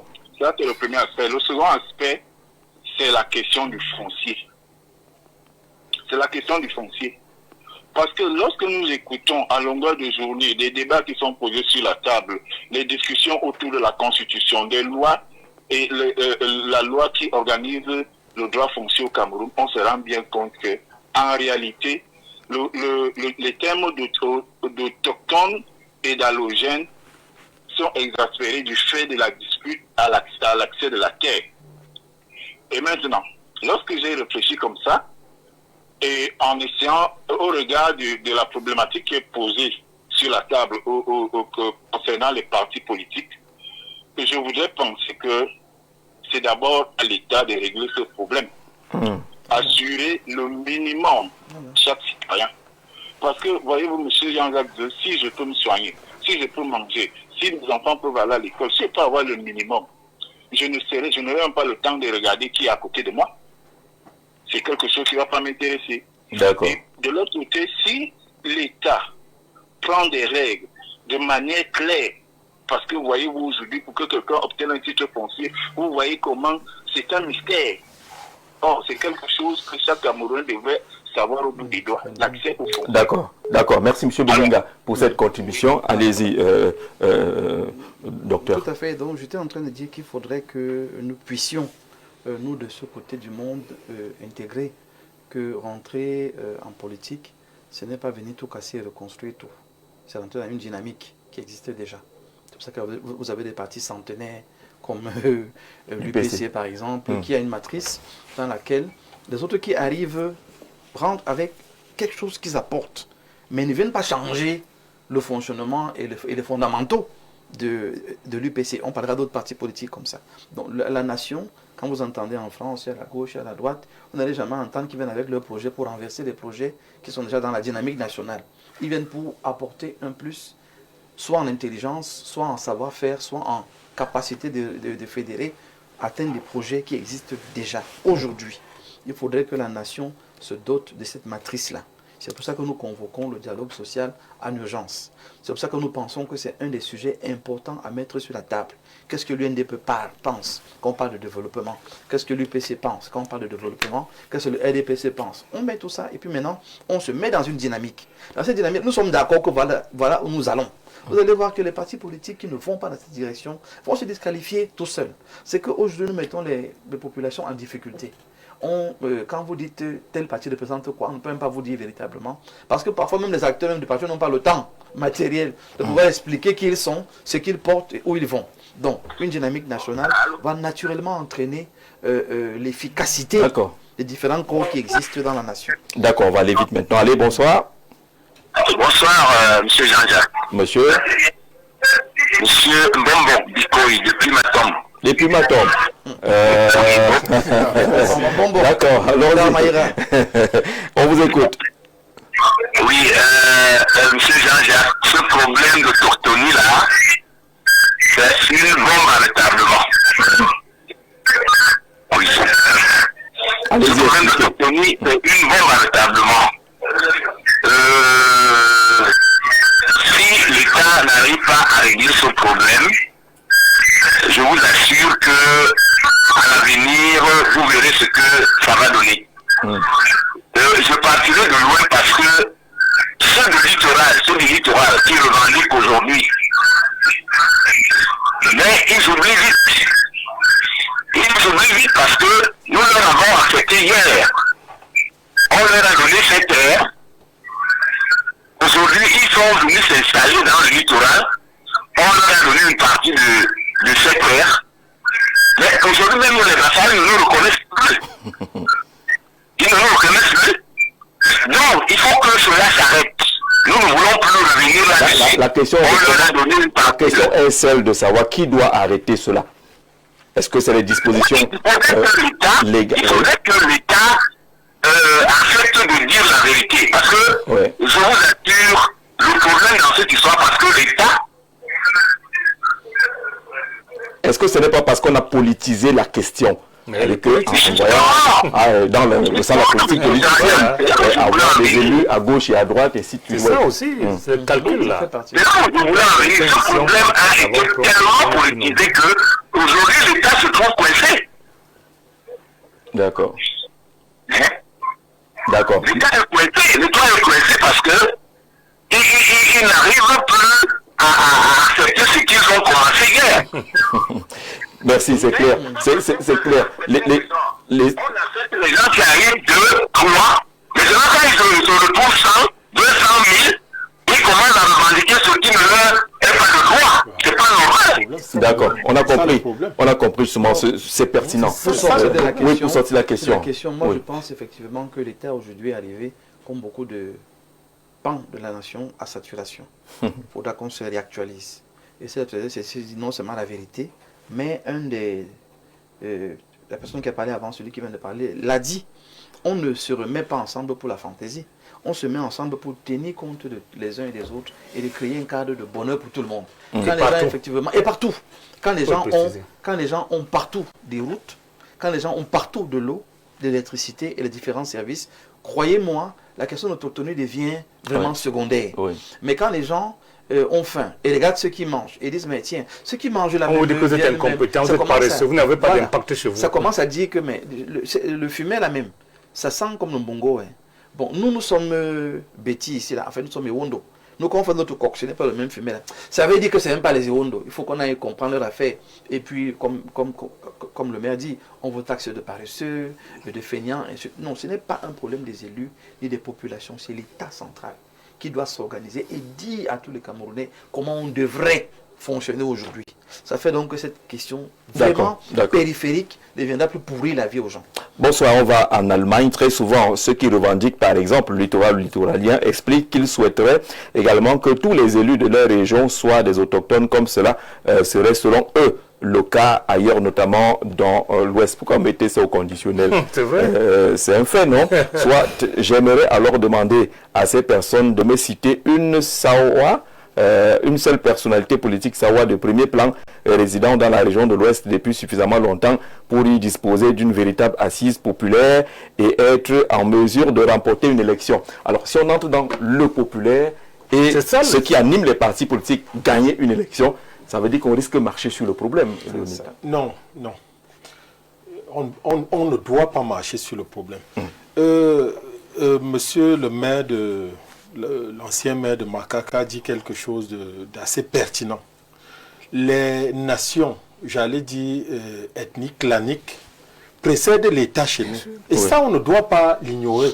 On doit savoir que lorsqu'on parle du littoral, quand l'État est arrivé, voici les populations qui constituaient le littoral, ainsi de suite. Mais il faut aussi rétablir une vérité, et je souhaite qu'on la rétablisse ici. Les peuplements qui se sont faits au littoral, c'était d'ailleurs sous le couvert de l'UPC. Beaucoup de gens, notamment de l'Ouest, sont arrivés au littoral, mais davantage dans le Mungo. Les populations du Mungo les ont accueillis et leur ont donné des terres. Ils n'ont rien payé, Ça, il faut le dire.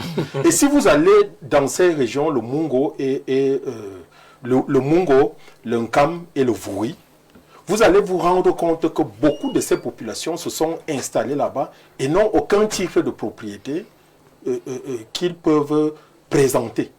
Donc, ils ont des titres mais qu'ils ne peuvent pas présenter. Ils n'en ont même pas. Il y en a qui en ont. Je vous dis, ne peut pas présenter, ça veut dire qu'on n'en a pas. Je vous dis. Moi, je suis un reporter, il y a 6300 faut fonciers dans le littoral. Voilà. Wow. Je vous dis qu'il n'y en a pas.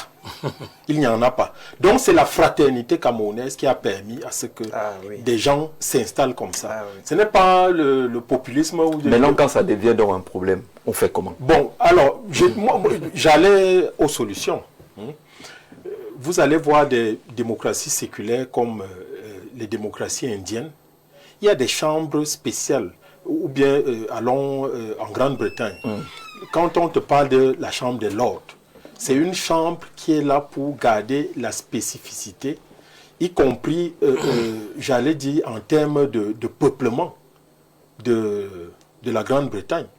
On peut aussi prendre ces particularismes-là et les amener dans notre démocratie pour pouvoir garder une certaine intégrité dans la gestion de notre société et une meilleure prise en compte des groupes qui sont aujourd'hui noyés, parce que c'est ça le véritable problème. C'est le problème que pose le littoral aujourd'hui. Et si nous ne résolvons pas le problème que pose le littoral, il peut se poser au centre. Il se pose au centre. Il va se poser au centre. Il va se poser au sud. Il va se poser. Mais je dis que ce problème-là doit être réglé de manière holistique, parce que le dynamisme en termes de population de certains groupes ne doit pas gêner les autres. D'accord. Bonsoir Jean-Jacques Zéhi. Par rapport au thème de ce jour, le législateur est clair. Là, on reste dans les logiques électorales. Le nombre d'élus dépend du nombre des électeurs. La composante sociologique est basée sur les électeurs de la circonscription. Ceux qui militent pour les autochtones représentant leur localité, qu'ils sachent que seuls ceux-ci doivent être inscrits sur les listes électorales de la localité. C'est la terre qui est en jeu. C'est la terre qui est en jeu, le contrôle du territoire, de la terre. Et il ne faut pas que les gens disent autre chose que ça. Hein. C'est le territoire qui est en jeu. Qui a la parole maintenant. La vie entre les communautés est de loin plus importante que les élections. Que les élections. De loin. Il faut qu'on sache que ce n'est pas les élections qui règlent tout. Sinon, le RDPC nous battrait tous les jours, ils ont 152 députés, moins les morts. On parle de quoi? C'est ça le problème, ce n'est pas les élections, je suis désolé. Nous devons vivre ensemble en dehors de nos représentants. Aujourd'hui, hier on était côte à côte, aujourd'hui on est face à face. C'est ça le problème. Comment on fait pour se remettre côte à côte? En se parlant, en se disant la vérité. C'est ça le problème. Lorsque quelqu'un vous dit, même sur ce plateau, qu'ils sont arrivés à trouver des gens qui n'ont pas d'impact, comment faut-vous comprendre ça? Non. que lui il représente parce qu'il a posé les actes. Non, Jean-Jacques, la représentation, on dit que les gens de macaques ont 2 représentants. Il n'y a pas les Bamlékés dedans. Il n'y a pas les Cosmes dedans. Parce que les gens de macaques représentent leurs frères, même ceux qui sont chez les Cosmes. C'est ça le problème. Nous ne trompons pas. Donc, il faut aujourd'hui que les choses soient claires. Parce qu'en fait, un sujet qui prête à multiples interprétations est un problème. C'est pour ça que la loi doit régler les problèmes qui sont posés. Oui. Le problème est aujourd'hui à adresser que ce qu'on a dit hier est interprété différemment selon qu'on est au RDPC, à l'UP, selon qu'on est au littoral ou au sud ou à l'est. C'est pour ça qu'il faut que ça soit clair, comme il a été pour les conseils régionaux. Bonsoir. Le phénomène que vous posez sur la table se trouve uniquement dans 2 régions, littoral et le centre, parce que ce sont des capitales politiques et économiques du pays, des zones cosmopolites qui drainent toujours toutes les populations du Cameroun. Vous ne verrez pas ça à Ezeka ou à Bafoussam ou alors à Bertois, justement parce que ces zones ne sont pas encore développées, elles sont encore purement villageoises. C'est ce que vous écrivez. Sauf que Bertois a trouvé une solution à la mairie. Il y a une représentation là-bas. À la mairie. Le maire de Bafoussam premier s'appelle Lavoisier Tsapi, il est Tchan. Le premier adjoint au maire de Banka est Sawa, l'ancienne maire de Bangou. Ah oui, l'ancienne maire de Bangou, à son âme était de Nanga. Madame Rosette Boutchouan, on peut faire des recherches et trouver encore des cas. Stéphane d'accord, allons-y. Comment on fait donc face à cette situation où la loi semble ne pas avoir la solution et les partis politiques sont repoussés à leur rôle électoral? Oui, si vous parlez des partis politiques qui sont repoussés à leur rôle, c'est ce qu'ils veulent leur confort. Oui. Quoi? Ils participent à l'expression du suffrage. C'est tout. C'est ce que la Constitution dit. Vous savez, le RDPC n'a pas ce problème parce que le RDPC, c'est un parti qui a une assise nationale. Ça veut donc dire que partout... Non, on a demandé, vous posez, la question est bien posée. Est-ce que les partis politiques peuvent trouver la solution? À quoi? À la représentation. À la représentation. Et moi, je reviens sur le fait que je dis que la représentation ici n'est pas question de représenter une communauté. C'est une question de quoi? Il est question d'apporter un impact. Et il y a des gens qui peuvent apporter l'impact, c'est ça? N'est-ce pas? Il n'y a pas des gens qui... Le problème maintenant, c'est encourager comment je peux dire, encourager l'efficacité et la capacité de chaque citoyen à pouvoir apporter au sien. Les villages qui sont efficaces. C'est bien sûr, et je le cache. C'est ce que tu veux dire. Mais le cache pas. Le problème que vous posez, il semble qu'il fallait... Oui, le problème qui est posé. Il y a des populations qui migrent.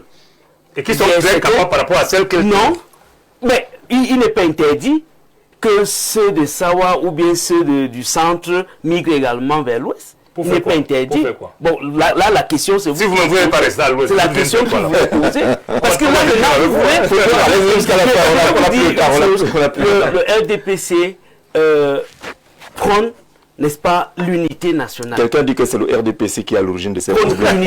Comment expliquer que les listes du RDPC au littoral n'ont pas comme tête de liste un enfant du littoral? De 2, le repli identitaire dans les différents partis est très avancé. Personne ne mettra l'enfant d'une autre région comme tête de liste. Le RDPC, très malin, joue sur son électorat et peut donc laisser un originaire d'ailleurs comme tête de liste au littoral parce qu'ils sont nombreux. C'est d'ailleurs un sale jeu que le parti au pouvoir a su organiser. Franck de Bokito. Non, vous savez, justement, et c'est à ce titre que vous constatez qu'il y a des partis. Lorsque vous appelez le nom, on vous parle de la communauté. C'est-à-dire qu'il y a des partis qui sont pratiquement communautaires. Aujourd'hui, lorsque vous appelez le nom de tel parti, on peut facilement identifier, n'est-ce pas, la communauté à laquelle... Mais vous jonglez avec les têtes de liste. Si tu veux qu'on fasse ce débat-là, lorsqu'on va faire les élections, il y a qui vote. Et à ce moment, on arrivera. Et à ce moment, peut-être au tome 3 ou tome 4 notre série. Et en ce moment, on se retrouve pratiquement en train d'éclater l'unité nationale. Parce que, et c'est ce qu'on appelle le vivre ensemble. Alors, est-ce qu'on n'a pas de question d'approche d'unité nationale, justement, la question d'unité nationale, avant d'y arriver, est-ce qu'on a réglé le socle de l'unité nationale qui part des communautés? Alors, personne. rappelons-nous quand même qu'en Avec Kachedoala, qui a voté contre Biya? En 90, on a estimé qu'il fallait revenir à la démocratie. La démocratie étant donc ce régime qui donne le pouvoir au peuple, donne la valeur au peuple, donne un sens au peuple. Ça veut dire qu'en démocratie, c'est la voix des individus, des communautés qui comptent. Plus que les partis politiques. C'est la démocratie. Et ça, il faut qu'on le dise. Parce que c'est là que le vivre ensemble revient.